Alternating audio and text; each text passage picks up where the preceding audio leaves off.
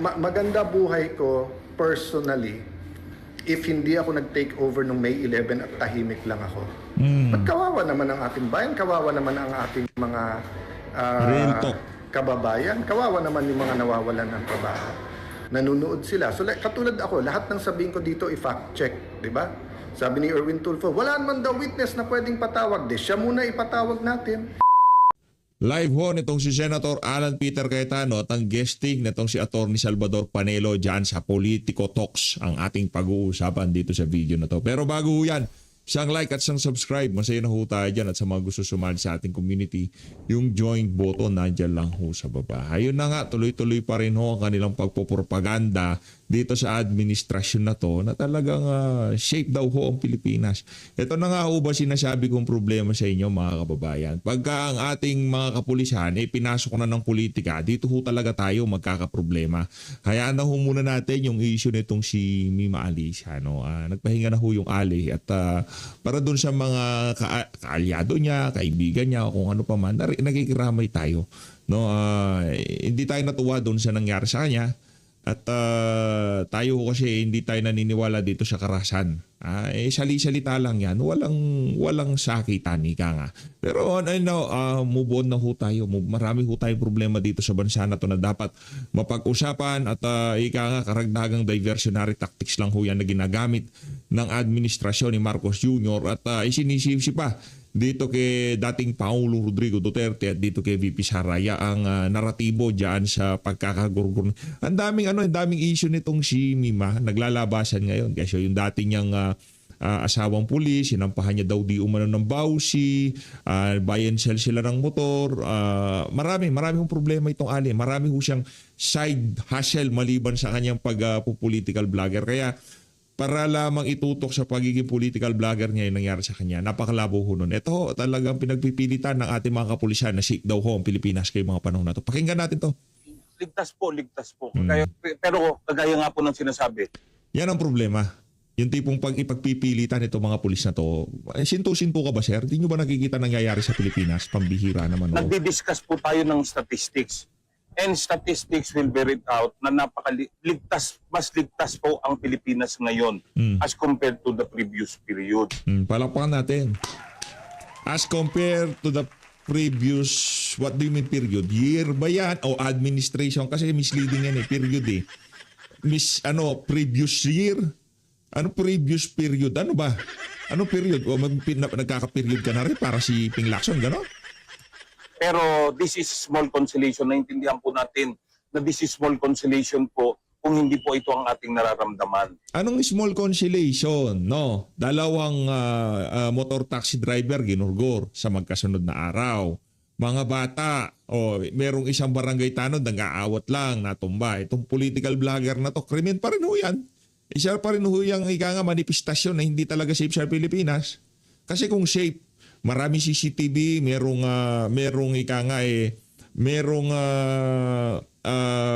rumurondang mga pulis yan sa lugar na yun. Hindi mangyayari yun. Di ba? Yung mga nangyayari ngayon sa ating bansa ngayong mga panahon na to, ang representasyon na hindi talaga safe. Huwag yun na ipagpilitan. Magmumukha kayong si Raulo, sir. Sa totoo lang, ha? Magmumukha kayong tanga. Ayoko naman magmukha kang ganun. Ang taas ng ranggo mo. Alam ko, pangarap mo maging chief PNP. Di ba? Kaya lahat ng pagpapasipsip sa administrasyon na to gagawin mo. Yan ang problema Pagka yung serbisyo, hinaluan na ng politika.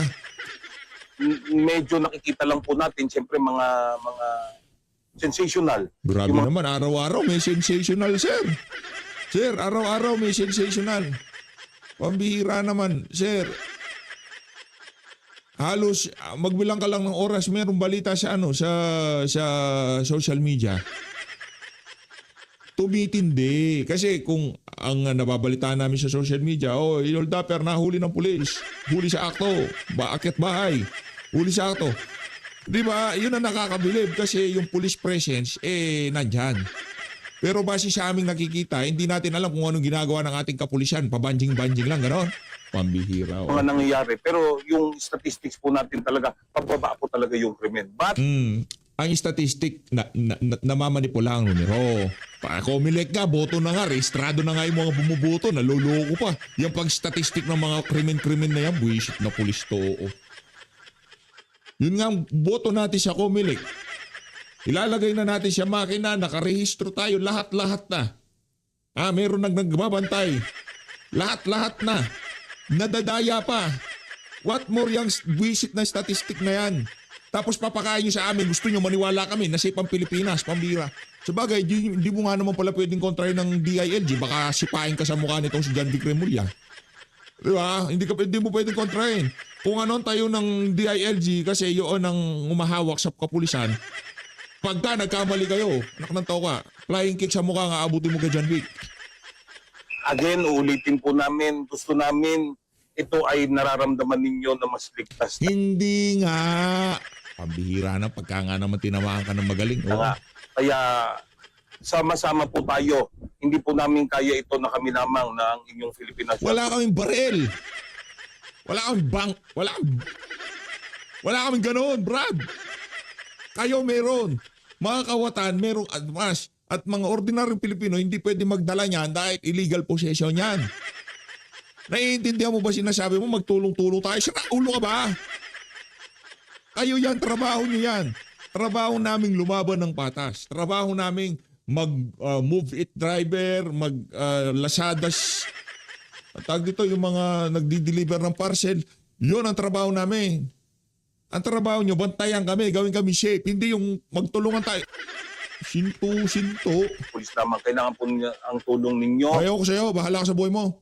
Hanap ka, kausap mo lang yung pulis to. Punta tayo kay ganda-ganda ng mood ko. Sinira nung pulis to yun. Palakpakan muna natin itong ating SP. SP ng Taong Bayan. Senate President Alan Peter Cayetano. Tulong-tulong. Wala naman kaming armas. Paano ka namin tutulungan? Pag tinulungan namin kayo, gugurgurin kami. Lalagyan kami ng gripo sa tagiliran itong mga kawatan na to. Pambira. O bigyan nyo kami ng armas. Tulungan namin kayo. Bawal nga. Hindi nga pwede. Praise God for this opportunity. Ay, sorry. Sorry, Sena. Sorry, medyo naano lang ako. Medyo nadala lang ako doon sa aking unang paksa. Dahil nga naman linuloko na naman nilang ating mga kababayan bilang PH update. Alam mo naman siya.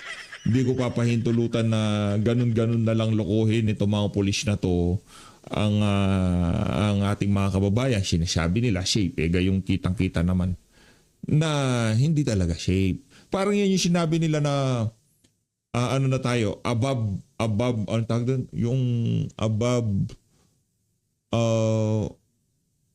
minimum. Basta yung World Bank classification natin. Parang ganun lang yan. Diba? Oh. Parang ganun lang yan. Yung shape tayo tapos yung classification sa atin ng parang ganun lang yan. Wala kaibahan. Makausap kayo, babati po kayo ng magandang gabi. At pinilit ko po talaga na ganitong oras para po ang mga OFWs naman po natin. Lalo na po dahil yung topic natin, yung ekonomiya ng ating bansa at yung political situation ng ating bansa ay talagang ang ating mga OFWs ay kailangan maging updated at saka informed, no? So we always start out by thanking God, praising God. Napakarami pong pinagdadaanan ng ating bayan. A lot of people po have lost their jobs, a lot ng negosyo ay struggling.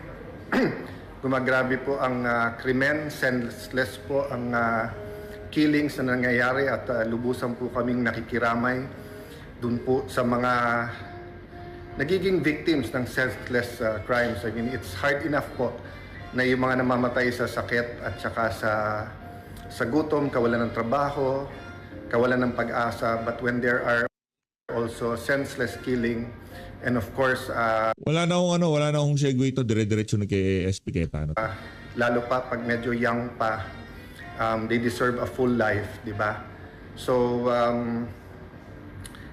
sometimes the most difficult time to say thank you, Lord, is when it's the hardest of times, no? But as a nation, we thank God for the Philippines, we thank God for lahat ng Pilipinos. Marami talagang dapat managot na leaders natin, but we also still pray for our leaders, no? So tonight I want to answer some issues and again talk about our economy regarding yung sunod-sunod na announcement ng ayuda. Any help from the government, any ayuda is good, but we have to discuss saan nila kukunin ng pera, paano nila distribute, at ano yung programa at ano yung purpose. So let me start muna with mistakes, no? Klarong-klarong mistake lang. 3 mistake lang. Sinabi po ni Senator Erwin Tulfo, wag daw ako masyadong hot doon sa flood control investigation. Ang sabi niya, relax lang daw ako. So mistake number 1, hindi po ako yung hot at hindi po ako yung hindi nagre-relax.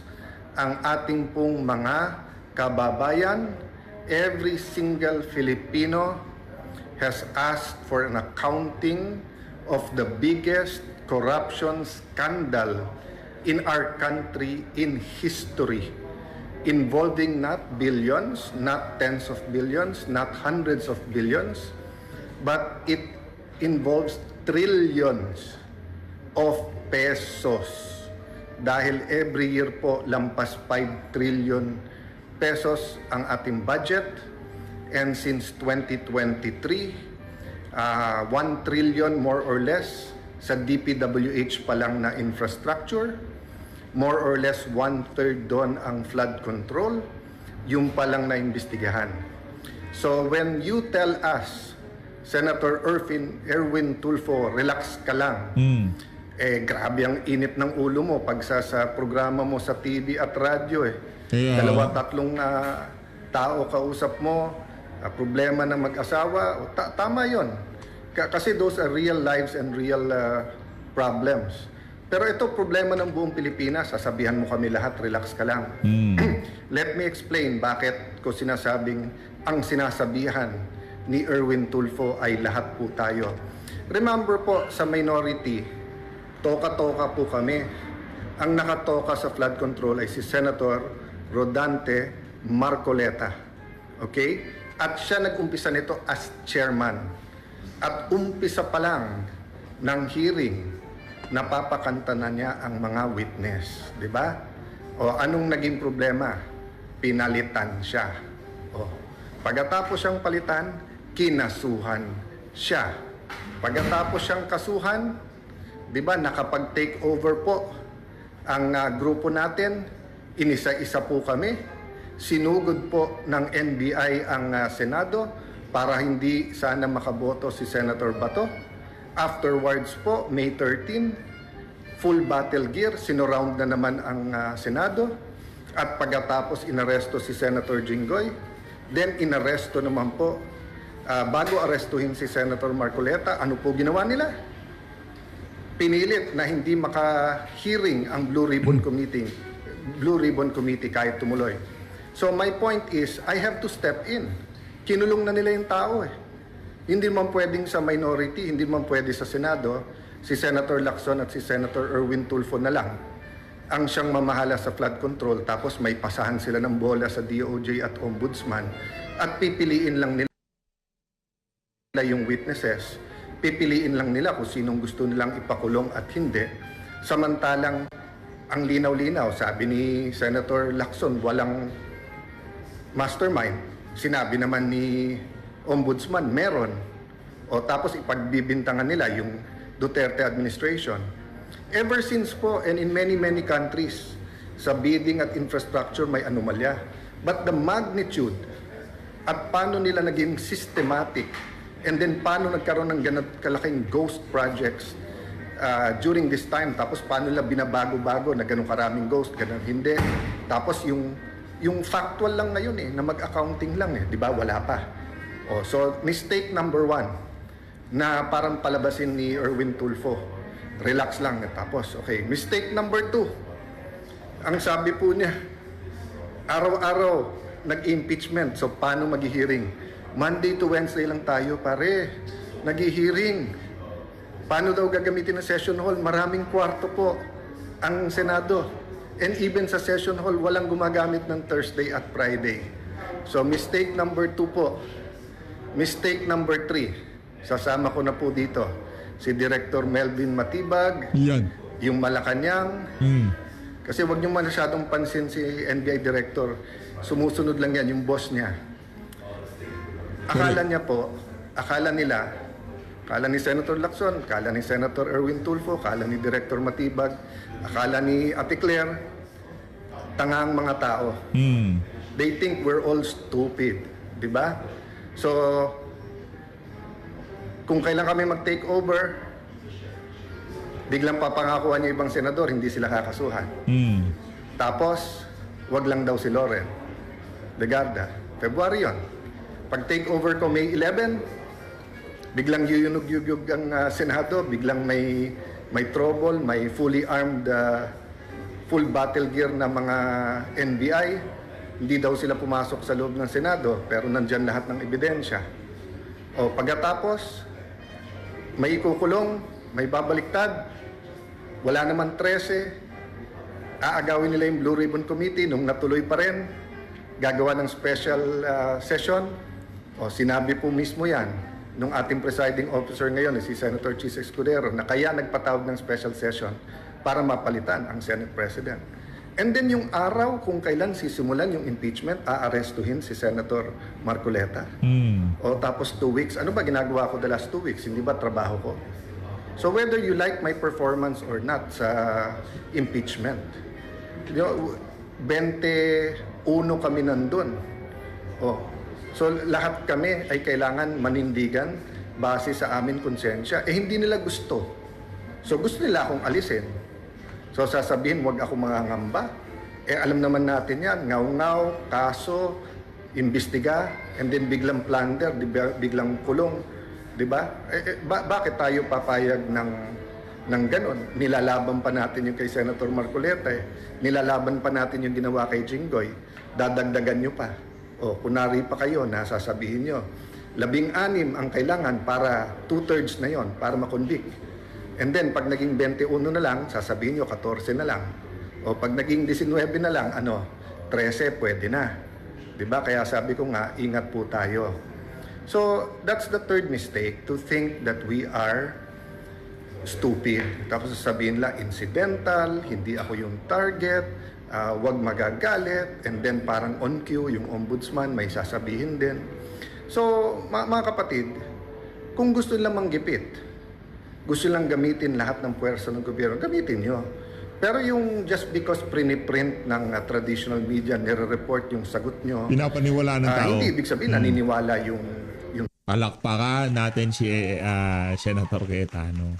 Yan hindi nila, ang tagal na ng social media, hindi nyo parang naiintindihan kung paano gumagana. Halika kayo rito, ay seminar ko kayo, mawalang yakin. Dapat tawag nyo yung Malacanang. Sigay na. Joke lang. Alam nila kung paano gumagana yung social media. Kaya, tao, di ba? Total, nag-i-impeachment at tapos nakikinig kayo dun sa mga Latin terms. Senator Lacson, Senator Erwin Tulfo. Ito, alam to ni Director Matibag dahil abogado naman siya. Res ipsa loquitur. Di ba? I-research nyo yan kasi yan yung ginagawa nyo. Alam ng tao ang ginagawa ninyo. Okay. 30 weeks po, 30 linggo po yung impeachment. Importante po yan. 30? Anak ng tokwa, nakadalawa pa lang tayo. Ilan pa ba? 30 linggo. So 29 weeks. Ay 28 weeks pa. Wala, sablay talaga tayo sa mate. Sige po. Daan milyon, bilyon ang pinag-uusapan. Pero daan milyon hanggang bilyon kung sakali. Ang pinag-uusapan po naman sa flood control, trilyon po ang ninakaw, daan bilyon. Hindi ba importante? Sabi, wag hat. Ano ba ginawa nyo the last few months? So, bakit sinabi ko sa ating ekonomiya? Ako po natutuwa pagka meron pong tulong sa ating mga kababayan at napakaraming mga programang nag-i-improve at gumaganda. Pero the last 2 days, sa mga announcement ng ating mahal na Pangulo, ang dami nagte-text sa akin, Senator Alan, tama ka pala. Kuya Alan, kaya pala yung 10K. Kaya babalikan ko lang ng konti yon, ha? Okay. 2020, nung nagkaroon tayo ng pandemic, tayo po ang nagkaroon ng pinakamatagal na lockdown sa buong mundo. Ang problema po sa lockdown, marami pong no work, no pay. At marami din po, isang kayod, isang tuka. Di ba? Halimbawa, mga tricycle driver natin, kapag hindi sila lumabas, wala silang kakainin. So, upon the recommendation of one big businessman, si Sec Sunny Dominguez ng DOF, sa pagpupulong-pulong namin, kinausap ko po yung mga congressman, nagkaroon tayo ng package, yung Bayanihan 1, 10K po yun, 2 gives of 5K. So, noong 2021, going into 2022, sabi ko marami pang hindi nakaka-recover, so kaya ng ating budget magbigay. Pero pagkapanalo ni President Marcos, ayaw niya. Pero every single year po, tinatanong ko yon sa aming Chairman of Finance, 2 to 300, minsan 400 billion ang ayuda. So kaya pong bigyan ng 10K. Towards 2023, Kaso yung execution, kahit gusto ng senador, kahit anong pagpipilit niyan, kahit na ika nga, pabor na yung mga kasama niya dyan sa polisiya na yan. Pero pagka sinabi ng Malacanang, hindi maaari yan, hindi ko talaga gagawin. Hindi ko talaga nila.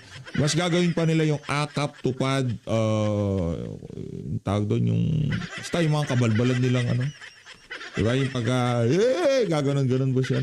Hindi ako na mismo nagsabi. Kailangan pa rin, pero kailangan targeted. At ang dapat unahin, syempre yung may sakit, kasi yung talaga may kailangan. Pangalawa po, yung pong small businesses, kasi sa 5-6 lang po talaga nangungutang. Hindi pwedeng random. Pero the past 2 days, sobra po yung mga ganda ng amounts na ina-announce. So sabi sa akin, Sir, may 12K pa. So kaya pala yung 10K. Bakit ngayon lang 2026? Alam na yung sagot. Ano yung sagot? Nanakawin muna yung daan-daan bilyon bago kayo bigyan. Diba? So 2023, 2024, 2025, ngayon pwede naman pala magbigay. Nandiyan ang pera eh. Pero saan nilagay? Doon sa mga pwedeng nakawin. 10%, 15%, 20%, 25%, 30%. May ghost pa. So yung ghost, ibig sabihin, 100% ninakaw. Ngayon na galit na kayong lahat. At ngayon na malapit na magsona. At syempre, pataas ang presyo dahil mismanaged din po. May crisis talaga, pero mismanaged din yung ekonomiya natin. Mismanaged din po kasi yung ating priorities. Ang priorities, paano kunin ng Senate President. Ang priority, paano mag-impeachment. Hindi priority yung crisis na nangyari sa Middle East at yung presyo ng gasolina at diesel. Di ba? So bakit ko po ito sinasabi?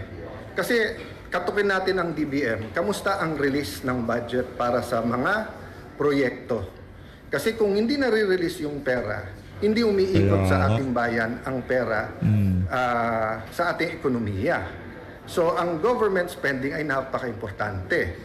Tapos a-announce ka ng ayuda, which is maganda, pero nanakaw na yung malaking halaga and then mangungutang ka ng malaki, magbebenta ka ng gold, magbebenta ka ng mga property ng gobyerno kung kailan baksak yung presyo, tapos kung kailan mataas, wala na sa'yo.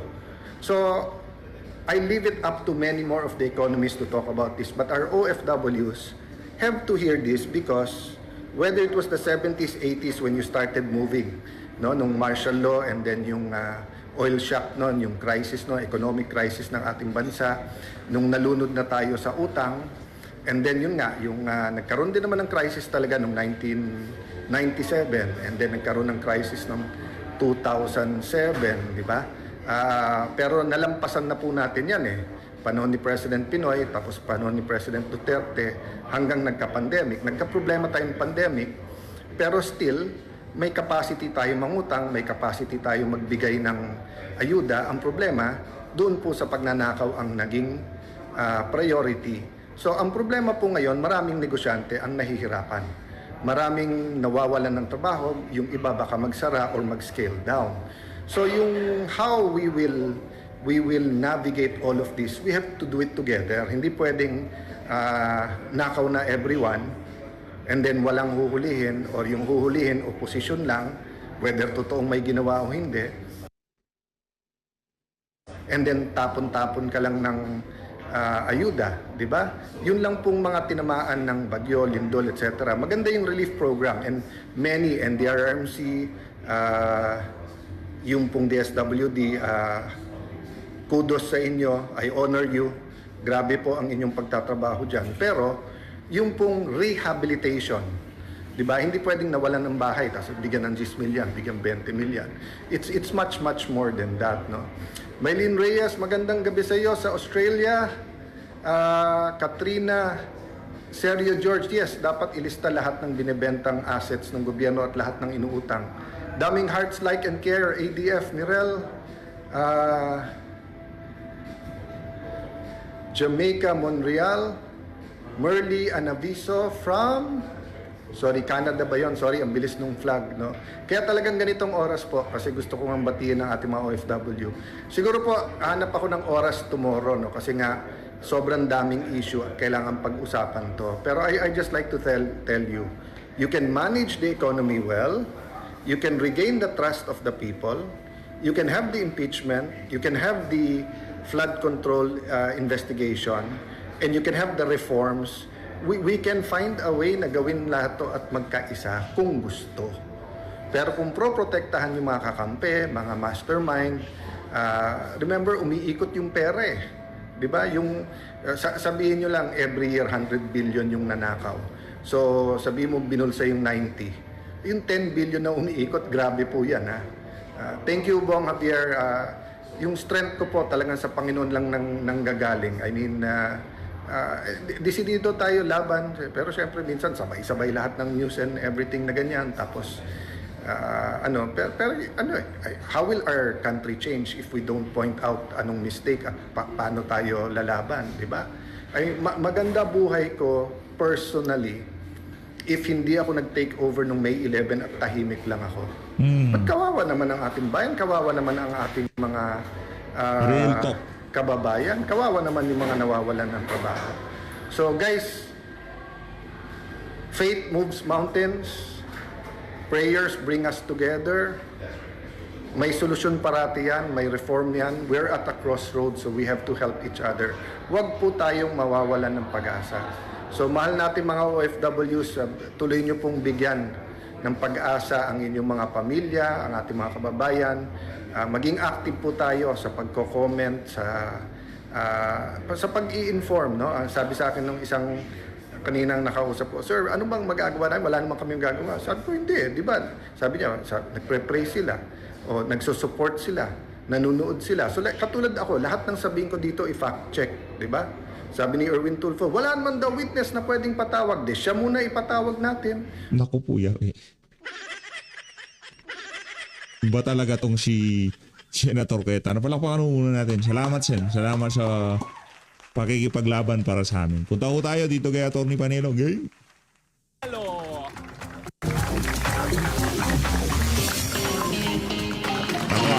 Nakakaano na tayo ng impeachment trial Palsi ni sa Sara Duterte at inay-inay para ka. pag-usapan naman naganap nitong last three Panelo trial yan. days ang ating makakasama ngayon sa gabing ito yung sa daw yung nakatulog sa cross-examination. Bakit ka daw kayo nakatulog? Attorney Charles. Nakatulog ba? Kala lang nila nakatulog. Pero sabi ko nga, baka ganyan lang ako. Tsaka hindi naman nila nakita ang eyes ko. Sabi nila method acting daw yun para nagpa-funder. Hindi, nakakatuwa yung anak ko. Ano, bakit, Kani sir? Paolo, kinuna niya ako.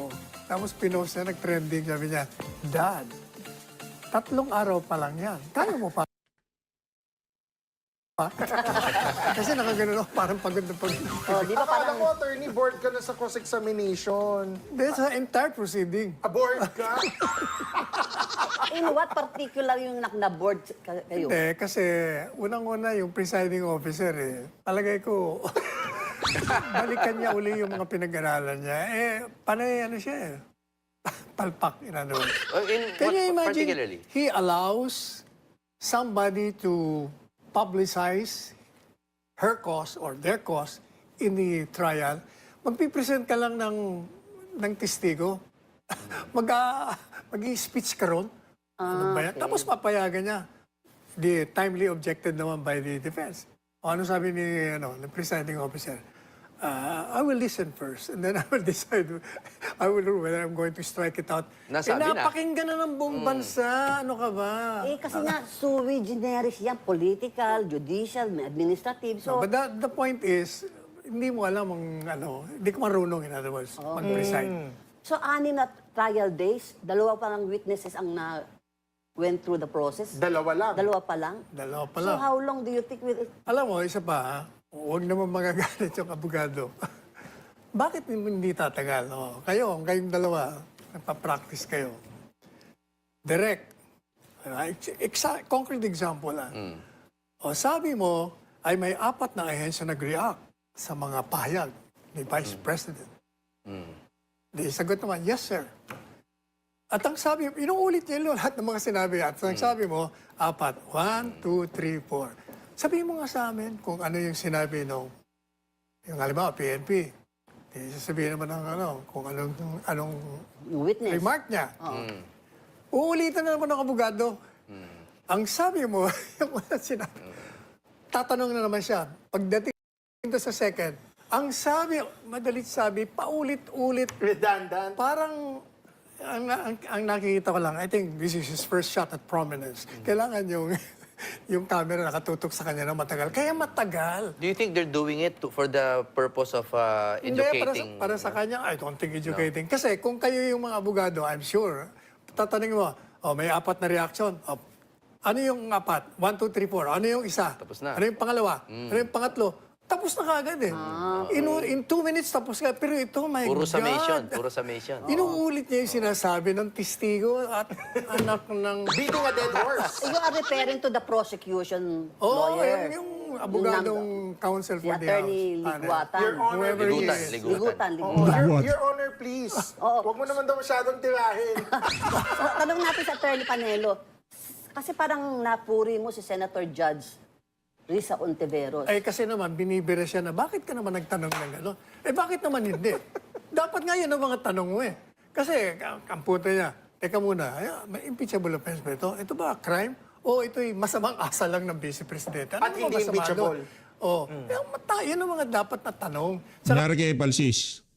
Siguro na balitaan niya yung nangyari kay Mimali siya. Kaya medyo laylo ngayon sa Palsis. Alam mo, ino-objectan ko or kinikriticize ko, you're limiting 2 minutes sa The mga judges. senator. My God, this is a collegiate body. Batang Supreme Court ba? Nililimit ang mga sarili nila pag nagtanong. 1 oras pa nga eh.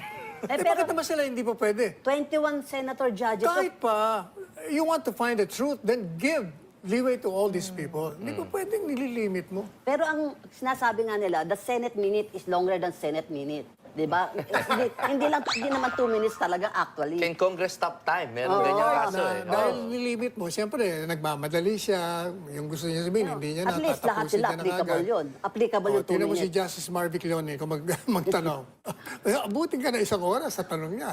Anyway, Dapat ganun. sa Para tatlong- malaman mo katotohanan. sa 3 mga panyeros dito, tatanong ko, ano po yung pinaka-highlight nung 6 impeachment trial days? Ano nakita niyo maganda? Simula tayo kay Attorney Jess. Wala akong 6 kasi masyadong na yun malawak. Doon muna ako dito sa last week lang. Okay, kasi sige. last week naman, nag-comment na tayo sa last week. Oh, no? sige. This week sa akin, ang pinaka-remarkable ay yung 4 factors na tiningnan ng NBI agent. Bakit serious yung threat, no? Kasi yung isa doon, nakakalimutan namin usually. Ako nga, hater ako ni VP Sara, ha? Aminado ako, di ba? Tinitingnan ko, grave threats ako. I agree, grave threats siya. Pero usually nakakalimutan ko yung isang sinabi at na-highlight ito ng NBI witness natin na merong nature of persistence daw. The nature of the instruction is huwag mong tigilan. Si Lotok yan, no? Yes, si Lotok. Ang instruction na yon shows na serious and real yung threat kasi persistent. So, that's from the witness, ha? That's not Ligutan talking. That's not a senator judge talking. Madami pang ibang remarkable. Pero sa akin, remarkable yun kasi na-highlight niya yung ibang factor na ako usually, kahit na bias ako against VP Sara, nakakaligtang. Okay. Attorney Jimmy. Ako yung investigation data forms na antedated, yung pagka-receive. Hindi ba yun typo yun? Hindi yun yung typo? mga typo errors, that's what I meant, no? Palagay ko yun yung pinaka-telling no, na there is a parang coordinated effort, no, na talagang i-build up yung case regardless of facts, no. Kailangan po maintindihan ng publiko, give me a minute, no, na I'll give you political minutes. Thank you. Salamat po mga kapatid. Hindi kasi yung mga ibang typo errors, maliliit. Huwag na natin pag-usapan yung ma'am naging mama, yung Department of Justice daw, imbis na Department of Education, si Sarah, okay lang yon. Pero yung receive na Feb 12, ginawang January 30 para ma-antedate sa February 5 na initiation. Siguro naman there is malice there. Handwritten pa. Okay. So, marami pang iba, pero yun muna for now to show that there is a coordinated effort. Oh, alam natin na nakita sa TV si Attorney Sal sa tabi ng witness stand, kaya kitang-kita sa TV. Although nakatulog ka o ano ka, ano pinaka-highlight na Hindi naman nakita nga. sa'yo? Hindi yung last 3 days. Tanong mo, anong pinaka-remarkable? Saan yung nagising ka talaga? Hindi Nang dapat, nagising ka hindi tuloy. dapat remarkable. Ano, sir? Anong pinaka-unremarkable? Oh my! Ay, madami. Ano po?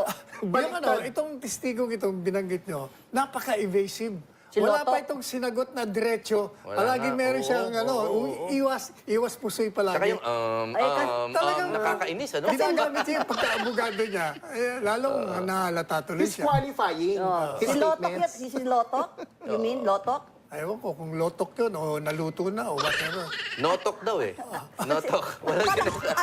I share sa Ang biro lang. Attorney Sal Panelo. Kala ko may dalawang cheese eh. May, di ba si cheese ganon? Sabi ko, si cheese ba yung salita? Ba't, Grabe! Anyway, let's go to our headlines for the week na magiging patok o putok.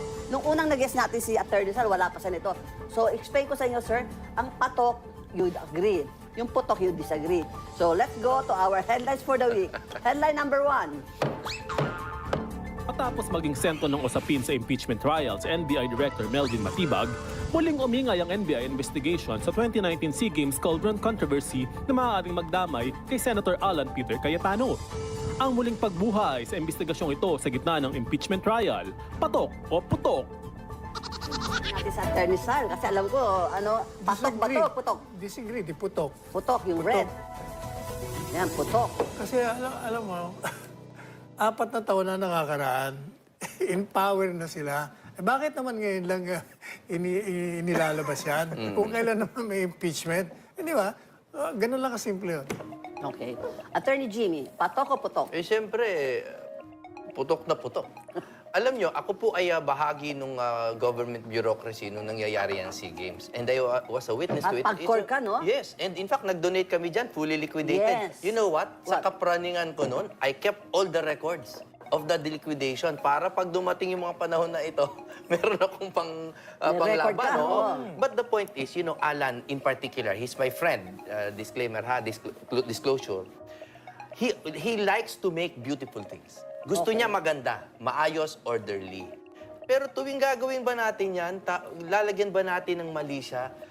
Recently, nag-resurface na naman yung mga kikiam issue na matagal nang nadibang. Ano yung kikiam? Dati, sinabi nila, ang pinapakain daw sa athletes, sa laki ng budget, puro kikiam. But yun ba actually, yun? it was a poor picture of some, I think, Chicken longganisa. oo, na masarap, Sabi ni na walang Senator problema.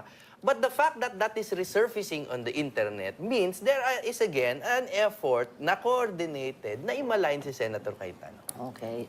Attorney Jess, patok o putok? Outgunned but not outclassed. Okay. Siyempre yung patok, no? Okay. Eh kasi, President Duterte, with all true respect to the two gentlemen, cleared Senator Alan Peter Cayetano prematurely. Noon, I remember this very distinctly nung panahon na yan, no? But I'd like to point out, madami pa din kasing questions that remains to be that needs to be answered or that remains to be asked. Si Senator Risa Ontiveros, kaya galit na galit si Senator Pia Cayetano kay Senator Risa, I have to say this, is because Senator Risa was one of the first na nag-question dito sa 2019 SEA Games and she did not accuse corruption. She just asked questions na yung joint venture agreement, bakit hindi dumaan sa bidding, may behes loan ba, is it a white elephant? Ang daming tanong. Ang daming tanong, hindi pa din nasasagot. At ang isang tanong din dyan, bakit ba nag-react si Senator Alan Peter Cayetano?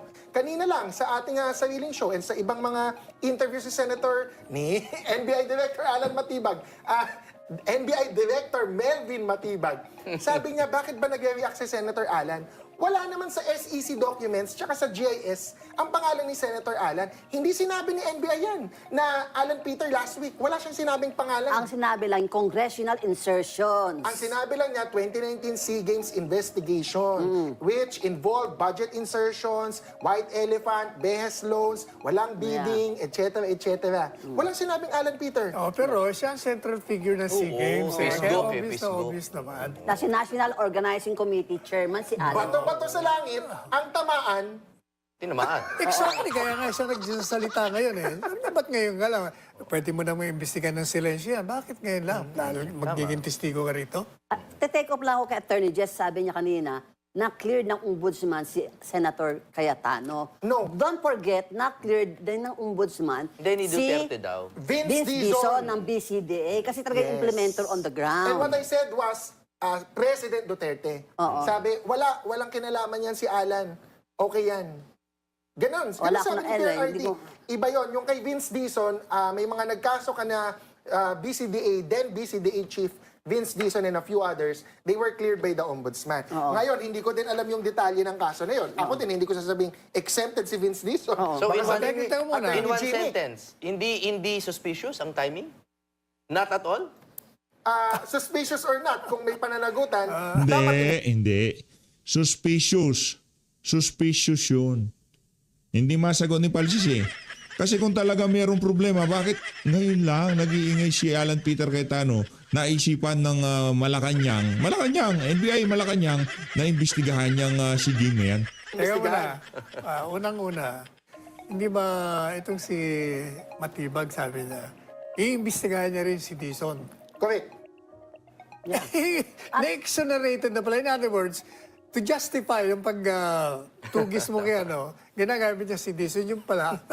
Exonerated na. Na-exonerate na. Pangalawa, tingnan mo na. Teka, correct mo na Di ba kita. si Untiveros, kamo, siya Privilege speech, O, ang tanong ko naman, 2020. ba't naman hindi tinuloy ni Risa? Marami na pala siyang tanong. Dapat pinaimbestiga niya. Kinarangan Okay. ni Senator Pia Cayetano. Oy, baka- Galit na galit. Teka Kahit muna. tayo narangan, Teka. dapat ituloy pa Okay, rin. Gabel na, Gabel. Tuloy pa rin. Di ba fact checker ako? So sabi ko, yung si Senator Risa, di ba ano mo na nga, tapos ang pinaka-point dyan is, nawala na sa isip ko, magpatuloy ulit tayo. Only Vince Dizon was cleared. Oo, yeah. Si Senator Alan, he wasn't cleared by the ombudsman kasi hindi siya nakasuhan noon. Because President Duterte sabi, cargo ko na to, wag niyong kasuhan. O, siya nga pala, teka muna, bago ko nakalimutan, Wala ha? na naman yun sa isip ko. Si Vince Dizon gagawing fitness ni Matibag. Baka. Hindi pa Oo, sure yun. Hindi as such, Hindi, but teka muna, witness. Kasi kasi na-clear nga ng ombudsman eh. Kasi si Pinky Web kanina, lumapit sa akin, oy, sabi niya, nasa social media, sabi mo na, Panelo, Alan Cayetano is accountable doon sa nangyari. Sabi ko, ano bang ibig mo sabihin na accountable? Managot ka kung may diferensya, kung may anomalya. Pero itong mga, siguro, yung mga fake news na pinalalabas sila, sinabi na ni Panelo na guilty, sus Mariosa. He's the accountable officer. Accountable officer. Siyempre, Oo. you have to account. Kung may accountability. Kung may- Kayo, tatlo I kayong agree. lawyer. I agree. Tatlo kayong lawyer. Di ba pag na-cleared ka na, hindi na applicable yung double jeopardy kasi cleared ka naman? Depende kung ibang ibabagsak sa ibang crime. ground, Parang ginawa kay Rodante Marcoleta. Oh, bakit napasok sa Marcoleta? Ay, declared naman siya sa Comelec, halimbawa, pero hinanapan ng ibang pectus para sa plunder. At saka walang double jeopardy kay Sec Vince Dizon because he was only cleared by the ombudsman. Hindi siya na-arraign. So, hindi siya acquitted or what. So, hindi pa applicable ang double jeopardy. May element kasi yung double Pwedeng jeopardy. bawiin ng ombudsman ngayon and sabihin na... Kasi prosecutor lang na naman, mali yung investigation namin nun. Bakit? Sino bang ombudsman nun? Martinez. Pero ako in fairness to the former president, alam mo si Presidente nag-iimbestiga yan. Yeah. Niyayari niya talaga. Mga Yes. cabinet Fiscal members, yan eh, dating inisipan fiscal. niya. Kaya nung sinabi niya si Yes. Alan, okay, palagay ko inimbestigahan niya na yun. Okay. Kita mo, ilang cabinet members ang tinanggal I niya. cannot agree with that. Attorney Sal. Bakit? Dito din sa show na to, napag-usapan natin dati sino napakulong ni President Duterte na corrupt. Wala. Ay, Hindi, mali ka Edith doon. Yap, Pero nakikialam yung sa sa business customs, engineer. yung brad niya, dalawa. Pinakulong niya. Nakalimutan mo na yata yung sa customs, ha? Hindi lang kulong, pati yung tinatanggal sa posisyon kapag may whiff of Kailangan corruption. kulong. diba? Mas Teka. importante yung kulong. Hindi Teka. nga, dalawa ang kinulong niya. Brad niya pa, fraternity brads niya. Anong So, ginawa ng dalawang customs boss? o hindi ba tumanggap ng magkano yan? 50-something million. Wasn't it the BI? BI ano yan? yun. BI. Oh, whatever, BI. Pero mga BI branch pala. niya Yan yun. yung branch niya yun, dalawa. Mga branch niya yun. Oo. Pinakulong niya. Pahiya si Dingdong. Ayun na nga mga kababayan, maraming salamat sa support sa page. Mag-ingat po kayo lahat. Manlaban Pilipinas.